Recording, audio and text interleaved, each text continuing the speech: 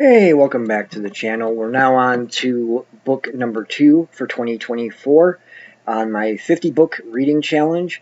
It's the Pre-Cycle Magic the Gathering Whispering Woods by Clayton Emery. This is actually the first of a series, a trilogy called the Greensleeves trilogy.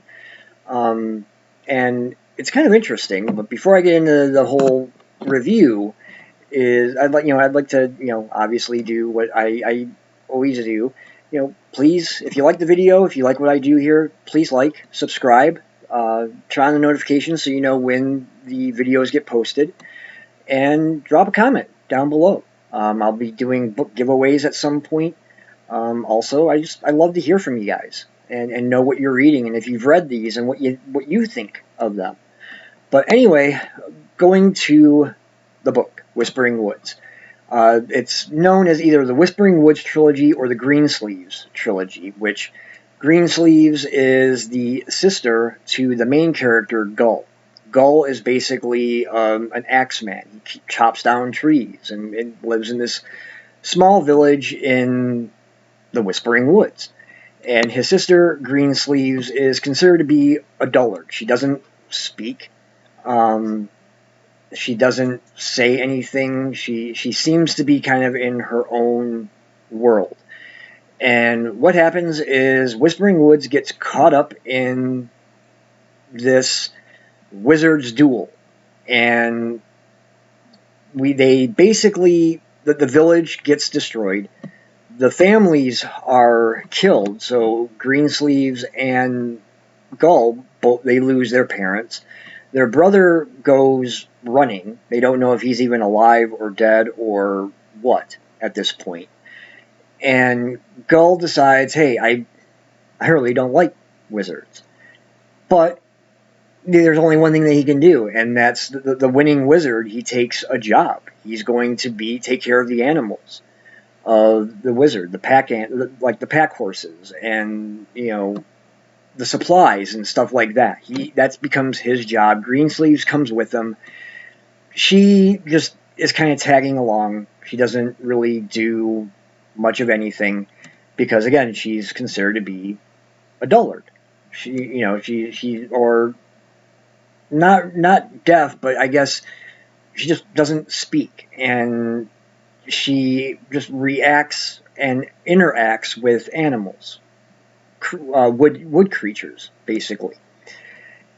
And what we learn in this book is when the wizards summon monsters, creatures, they're actually summoning real beings. These aren't just like things that pop out of the sky that the wizard says, okay, I'm going to do this. I'm going to call forth a centaur. And one's just magically created. A centaur is actually, a real centaur is called from their home to where the wizard is now dueling. And they're given what is called a geas, Geas. I think I'm pronouncing it right. But with that, they have to do what the wizard commands them. So if the wizard commands them to fight and take on the enemy and don't retreat, fight until the death, then that's what that creature has to do. Now, once the duel is over, it's up to the wizard whether or not they want to send that creature back to their home or they leave them there. What happens is, and we learn a bit about this, and it kind of comes into play later in the book, but we start to find out that the wizard here says, okay, yeah, I can send these people home. I can send them home, and it's all good. It's all fine. But does he really? And that's the thing. Now, this is a completely different book from Arena. It's not the same. It stands separately from Arena. None of the characters from Arena are in this book. So in a sense, you can start with this one, but you might want to read Arena first. And there's going to be a reason why, which you'll find out in the next video, because already read the second book to the trilogy, so I know. Um, but I would probably start with Arena and then go into this one, into Whispering Woods, and go from there. Now, characterization. I have to say, I mean, I gave it a good rating, but the characters, they're a bit simplistic. Um, the people that are traveling with the wizard, there's the one that falls for Gull. She's like a whore, quote unquote. Um, has no real talent other than to dance and to please men.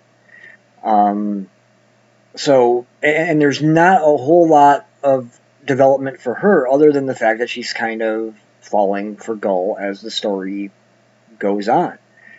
Um, Greensleeves doesn't really evolve a whole lot, and Gull doesn't evolve a whole lot. So we've got three characters who basically dominate the book, and they don't really do a whole lot here. Now, maybe it's a good thing because it's being done at a good pace because of the fact that we have three books that this is going to be spread out in, that Gull and Greensleeves are going to be in. So you can kind of spread out the way that the character growth is going to be, and it kind of happens that way.